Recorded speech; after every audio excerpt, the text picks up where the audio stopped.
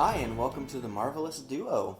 Before we get started with this episode, we just wanted to give a quick shout out to Anthony and Thomas. Your mom let us know that you really like Marvel movies, and we just wanted to show you how cool we are, and also that your mom is cool. We are your hosts. I kept expecting you to say your name first. Oh, I'm Matt. And I'm Caitlin. Last time we talked about Iron Man, so this time around we're going to talk about the next movie in the MCU. So that movie is The Incredible Hulk, which was released in 2008 after Iron Man. Mm-hmm. Same year as Iron Man. Same just year, but after. later in the year. Yeah. I don't think it's technically official, but I personally count this movie as being part of the MCU. There are tie-ins, connections, enough for it to count, I think. So, this is not an origin story. No, they do the origin of the Hulk in the beginning credits, which I think is really cool because the Hulk is actually a Marvel superhero that has had a lot of coverage before, honestly. The opening credits of The Incredible Hulk, they are a remake of the Hulk TV series intro. That's pretty cool. Yeah, so like it's a callback to that. There was the Ang Lee Hulk movie in 2004 that we're not going to talk about. So I like that they went, you know what, people know the Hulk already, we're not going to have an origin story. They kind of really just pick up from the Ang Lee Hulk movie. Which is funny because I have never seen a Hulk movie before The Incredible Hulk. Saying I haven't seen it, I remember there was one Hulk movie where there was a dog. I don't remember what Hulk movie that was, and the only reason I remember it is because it scarred me as a child. Oh, I bet. And that was the only Hulk movie that I had even seen a snippet of, and that was the snippet I saw. So before this, the only thing I knew about the Hulk was that it was a doctor named Bruce Banner, and he got his powers through gamma radiation. He's tormented by an accident. Like, it was an accident caused by an experiment involving gamma rays. And now he's haunted by it because he turns into the Hulk and he doesn't really know what to do about that. And in this movie, we have Edward Norton instead of Mark Ruffalo. Yes, technically we have Edward Norton instead of Eric Bana. Because if you think of this as a continuation from the Ang Lee Hulk, which some people do, I don't necessarily, but yeah, we've got Edward Norton before we had Mark Ruffalo. I actually found out recently that Mark Ruffalo was the director of this movie's first choice for the role. I don't know what happened that he didn't get it, but we ended up with Edward Norton, who personally I think is a very good actor for the role. I think he really encompasses Bruce Banner. Like, he kind of made the character his own, which is kind of an Edward Norton thing, because he does extensive rewrites of every movie that he's in, including this one, which is one of the main reasons that he was dropped. Having an actor that's like, no, I want to rewrite this story kind of makes... They butted heads a lot. That's kind of why we don't have Edward Norton after this. Personally, I think it would be cool to have seen him move on in the MCU, but I also really think that Mark Ruffalo is the one that was able to make the character. Even though this is a Marvel Cinematic Universe movie, some people view it as it isn't, but, I mean, it's still a Marvel movie. People constantly trash this movie. But this thing has 67% on Rotten Tomatoes and 70% audience score. And it's got an awesome cast. Like, Liv Tyler plays the main female lead. Mm-hmm. Yeah, I mean, we got Tim Roth, William Hurt, Liv Tyler, Edward Norton. Great cast. It's got all these awesome people, actors. Yeah. And it is seen as just such a bad movie. Just everyone in this movie is great. And it was kind of funny. I had gone into this rewatching with the mentality of like, this wasn't a great movie. I don't remember it being very good. And we watched it, and I'm like, this is much better than I remembered. Like, this is actually a really good movie. It's a good superhero movie. Yeah. So for those of you at home that maybe haven't watched The Incredible Hulk, just because it typically is not included in the list of movies, let's do a quick recap of what this movie entails, because it most definitely is not an origin story. Bruce Banner and his partner, Elizabeth Ross, who's played by Liv Tyler, were scientists that were experimenting with gamma radiation, and something happened, something went wrong, and Bruce was exposed. He was actually experimenting on himself. Great. We love when that happens. So smart. And then the Hulk happened, so I'm assuming he turned into the Hulk and killed some people? Destroyed a lab? Destroyed the lab. May have killed some of the lab assistants. It's a little unclear on that. It's really interesting because not a lot of people know this just from watching this movie, and it's not something that I included in my notes, but you kind of find out from paying attention to a lot of underlying things. Betty and Bruce thought that they were working on something, I think, to cure illnesses and things. They were looking into what gamma radiation could do. They were doing it for Betty's father, that we meet later on, Thunderbolt Ross. But what he was actually trying to get them to do was use gamma rays to imitate super soldier serum. That we see in Captain America. Yes. The reason that Ross is hunting the Hulk is not because he's so destructive or he's trying to save him or anything like that. He literally thinks that the experiment was a success and is trying to get information necessary to recreate what happened. He's still trying to make super soldiers. Bruce Banner has since fled to Brazil. One of the things that I thought was funny in one of the scenes is that he's learning Portuguese via Sesame Street. Yes. So smart. So he's trying to control his anger while he's there, and because of that we see several scenes where he's, learning to control his body. He has a mentor that's teaching him how to kind of be mellow. He's got that heart rate monitor. He has somehow managed to get a job at a bottle factory, making a place that bottles sodas, where I guess kind of the catalyst of this movie happens. He injures himself, and his blood falls into one of the soda bottles, and his blood has gamma radiation in it. He thinks he gets all of the blood, but it actually got into one of the bottles. And this is when the bottle that got sent out that had the blood in it, Stan Lee, his cameo in this movie. Yes. He was the one that drank the soda. Probably one of the earliest Stan Lee cameos in a movie. In that it's an early movie, but very early in the movie, we get the Stan Lee cameo. We find out that Bruce is trying to cure himself. He's been communicating with this guy online called Mr. Blue, which is funny because he himself, his tag is Mr. Green, LOL. And they think that they found this flower that could potentially fix gamma radiation. They try it, it doesn't work. He ends up sending a blood sample to Mr. Blue. We find out that Emil Blonsky, who is a mercenary essentially, has been hired by Ross to capture the Hulk alive. He's not really a mercenary, he's special ops for the Brits, and he's on loan to Ross. So he's part of the military, just not our military. But yeah, he's a jerk. Yeah, from the moment you first meet him, Emil Blonsky is just a jerk.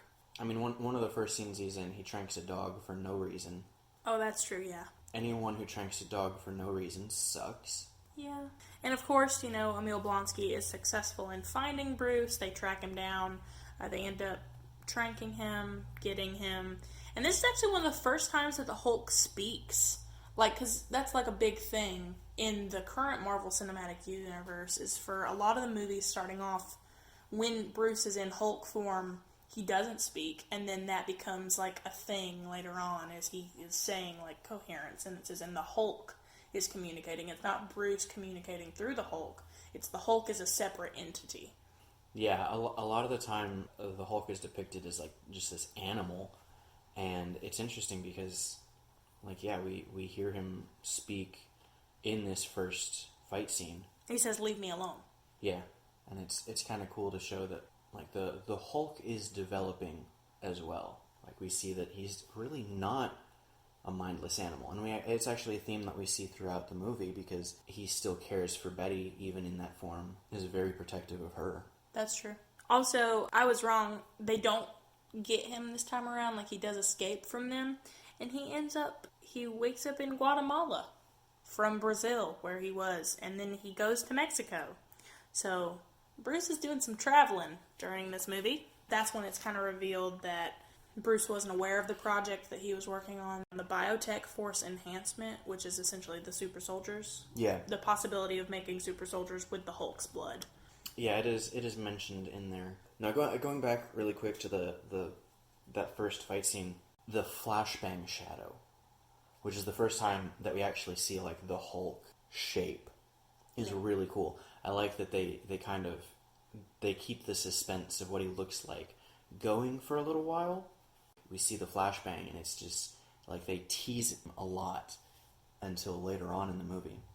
And I think it's really cool that they do that. Yeah, that is pretty cool. We pick up with the Hulk in Mexico. He's trying to get to Elizabeth Ross. Well, first he's trying to get some stretchy pants. Yes, and then he's trying to get to Elizabeth Ross. And she's at Culver University. She's teaching. She is a professor there. And it's cool when they get to the university, the security guy, when they first get there, it's Lou Ferrigno, who played Hulk in the TV show. Yes. He was the Hulk back when the Hulk was just this big guy. Because Lou Ferrigno is a big guy. He's huge. Like, He really even, is. like, now that he's older, when they film this movie, he's still such a big dude. Yep. Also, something else, we see this guy that's eating pizza in one of the scenes. Yes. Later on, and this is at a university, this is Peter Parker's teacher. In the Spider-Man MCU, the newer movies, the movies with Tom Holland. Yeah, the actor that plays his teacher is the same actor that is the one that gets pizza in exchange for letting Bruce Banner in. And I don't know if it's been confirmed, but I believe there is a canon that it is the same character, not just the same actor. It is the same character, and basically, like, this was happening while he was still in school before he became a teacher. Because it is several years later, like, in the MCU. So, I personally think that it is the case. I think it's the same character. And I like that there are connections like that may even have been accidental, but now they just work. Once Elizabeth and Bruce are reunited, there's a big thing. They're trying to find some data. Yeah, the data on the experiment, like the original data that was used for the experiment when he was first turned into the Hulk. They're trying to get that because he's trying to figure out a way of removing the Hulk. And when he goes to look for it, he can't find it. But Elizabeth saved it. She's like, even though it's been deleted off of their files, Elizabeth still had that data.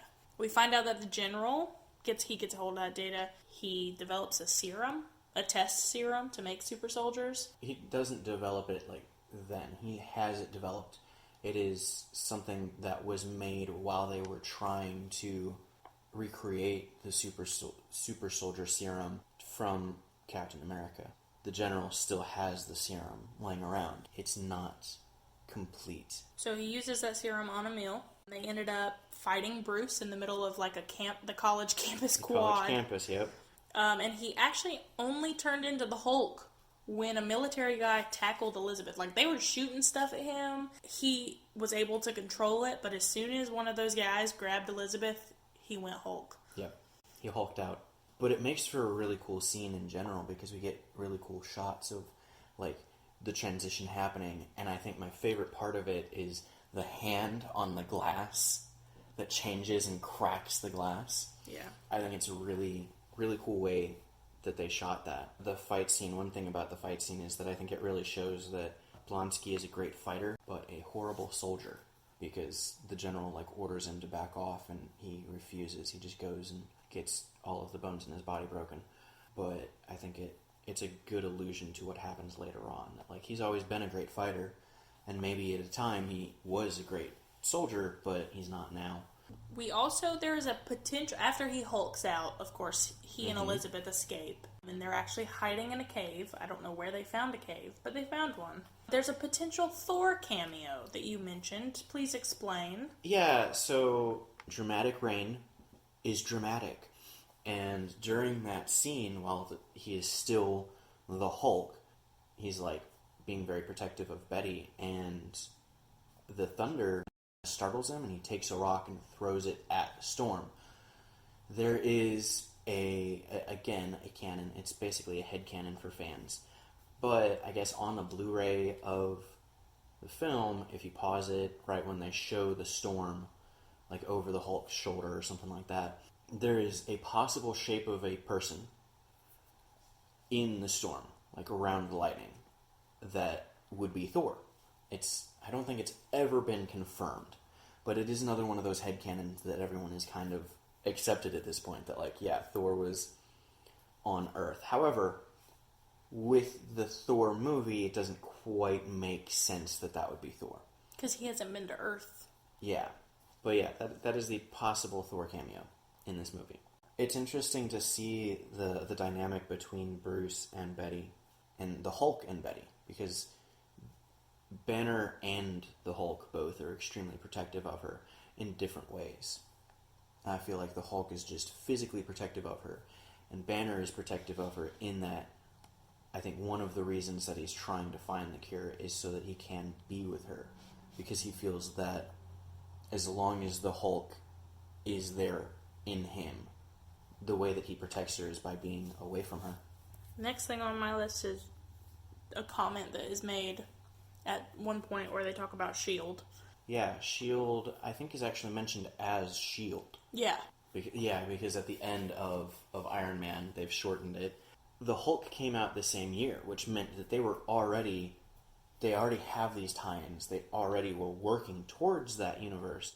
But we also, because of that, we also have a lot of things that could have been, such as Samuel Stearns turning into leader, because they go, like, they're able to get the data, they're able to run, and they go to New York, which is where Samuel Stearns is. That is Mr. Blue. Mr. Blue. He's been able to use the blood sample that he got from Bruce and has been able to come up with a serum. But he's synthesized more samples of the blood. Which, when Bruce finds out about, is very upset. Yes, because he knows that his blood can A, be used by Ross to make another serum, and B, just potentially cause problems, which it does when some of it gets on Stearns, which is, in the comics, Samuel Stearns is leader, a extremely intelligent supervillain who fights the Hulk and who got his powers from gamma radiation. Which they didn't really explain, they didn't expand upon that in this movie. We just see Samuel Stearns get some of the Hulk's blood on him, and then his head grows really big. And that's really all. He doesn't play any major role other than turning Emil Blonsky into Abomination. Yes. Yeah, the combination of the serum that Blonsky got from Ross, and then the serums that Stearns injects him with, because Blonsky at this point is like, yeah, I like the power, I like the feeling that this thing has given me, and I want more of it. He's very much I just want all of the power. He wants to be the best. He's willing to turn himself into an abomination just to be the best. Right. And then, of course, big battle happens, big fight. The Hulk wins. Yay. Yeah, have you ever been so mad that you made your own boxing gloves out of a police car? No. Because that happens in this fight. It was a cool fight, man. It was a good one. And then, of course, at the very end of the movie, we fast forward a month after Abomination and the Hulk have fought to British Columbia, where Bruce is. And at the end, Tony Stark walks into a bar. That's like the setup for a really bad joke. Tony Stark walks into a bar. Yeah, instead of a setup for a really bad joke, though, it ends up being the setup for one of the best cinematic universes of ever. Right. Tony Stark walks into a bar to talk to General Ross. Mm-hmm. And lets him know that they're putting a team together. Yeah, which is another one of those things that ended up getting changed, because in Iron Man 2, it basically becomes revealed that, Nick Fury came to Tony and was talking to him about the Avenger Initiative, but then decided that he's too headstrong, he's too cocky, and doesn't want him on the team. But then we have this in The Incredible Hulk where Tony's like, yeah, so we're putting together a team. So there's kind of a little bit of a disconnect even between back-to-back movies. So these early movies kind of have some continuity issues. I think it's gotten to the point that everyone's just kind of ignored the continuity issues Whereas now Marvel could crank out as many movies as they want and say that it's canon because they have a freaking empire. But when they were just starting, they didn't know if they were going to get another movie. Yeah, they had no idea what was going to happen. They were throwing it out there and hoping for the best. And the best happened, and now they have Kevin Feige to stand there and be like, okay, this is what we're going to do. This is the continuity. And I think it's really smart to have one person heading it up. They have different directors knocking out different movies, different styles, and it's great because all of these comic books have their own different styles. They've always been written by different people. And so having different directors put their different spins on even different movies for the same heroes, it's keeping it fresh, but they've also got Feige up at the top going, all right, when you direct this, these are some things that you need to do, and they're keeping it together like that. Yeah. So, what would you rate this movie as just a normal movie? I think even though I liked it more than I remembered, I also know that it is not overly great. A lot of people don't like it. Going back and watching it again, you can kind of see why. It was an okay movie. It's an okay movie. It's better than I remember it being, but I think still just as a movie overall, it's really just okay. So I think I'd give it a 4. That is less generous than I'm going to be, because I was going to give it a 5. Okay, so like 4.5. Yeah, as just a normal movie. Right. And then as a superhero movie... As a superhero movie, I think the Hulk as a whole is a difficult superhero to have a movie about.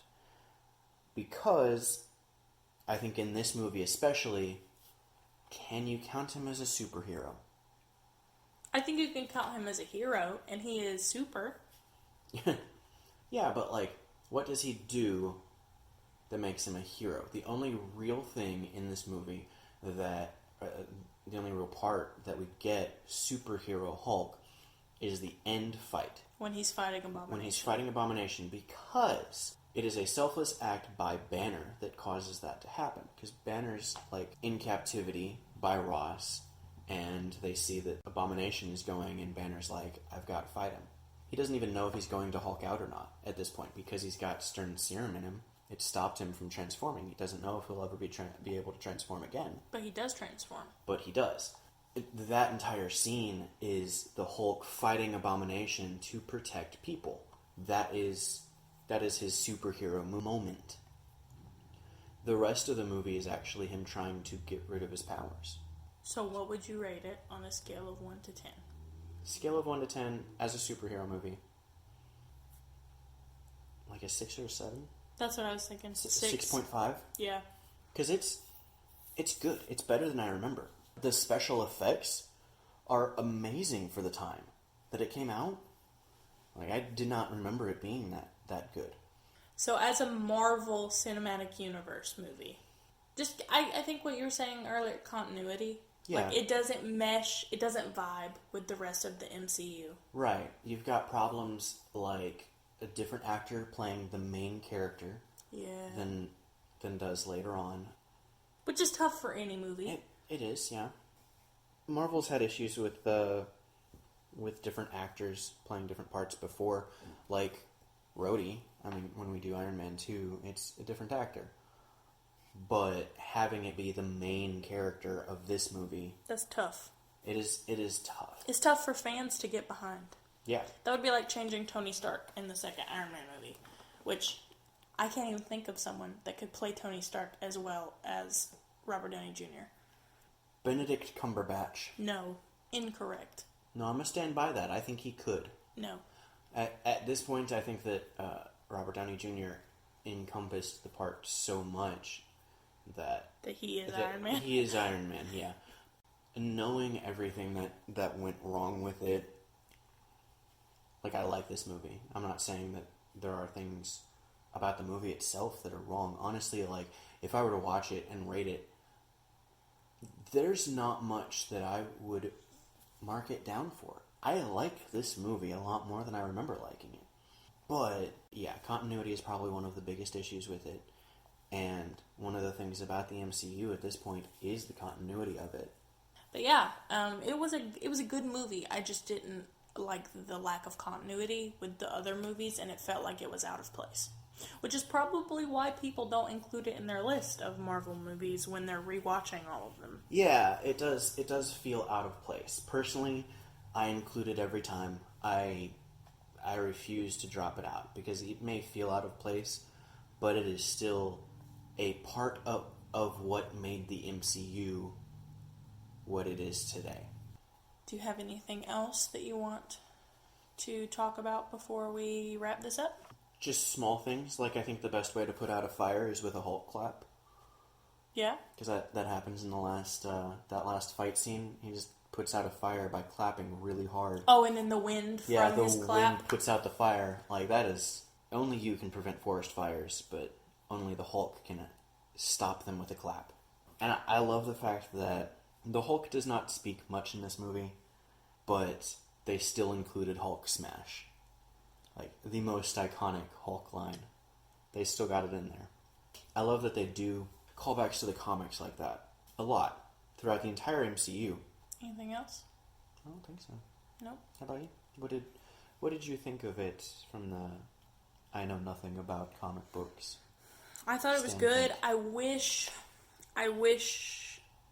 I had watched the Hulk before I watched this. I feel like that would have added a different depth of dynamic between Bruce Banner and Elizabeth Ross's relationship, and also understanding what happened like before this, and like knowing more about their experiment with gamma radiation, because that's the part that I find interesting, is how he became the Hulk. Like the scenario where he was in a lab experimenting and then turned into the Hulk.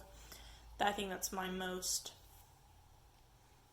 that's very fascinating to me from a science perspective, just from someone who loves science and has a degree in biology. I think that's where we're going to end it. Okay. This episode, talking about the Incredible Hulk. Yes, a movie that should not have been pushed to the wayside, and unfortunately was. Right. Still a good movie. You Still should a definitely good movie. watch it if you have not. So much better than I remembered, and really glad that we watched it. We also wanted to give a special thanks to Mikhael Bureau. I hope I'm saying that correctly. I think it's Mikhael. Regardless of how your name is pronounced, thank you so much for allowing us to use the audio, or the intro and outro music for the podcast. All of his stuff is going to be linked in pretty much every description that we have. There's a link to his YouTube channel. I'm trying just to give him credit as much as we can. If you do use social media, you can follow us at The Marvelous Duo on Instagram and Twitter. We post updates about when we're going to upload episodes, mainly on Instagram and Twitter. I mean, we don't have any other social media. And we are updating these bi-weekly. So our next episode, we will come back on February 28th, and we will be discussing Iron Man 2. So thank you guys so much for listening. The support for this has been crazy overwhelming. We don't pay to advertise this at all. It really is by word of mouth and just by sharing it with your friends. Alright, so we're going to leave you guys there. Thanks so much for listening, and you guys stay marvelous.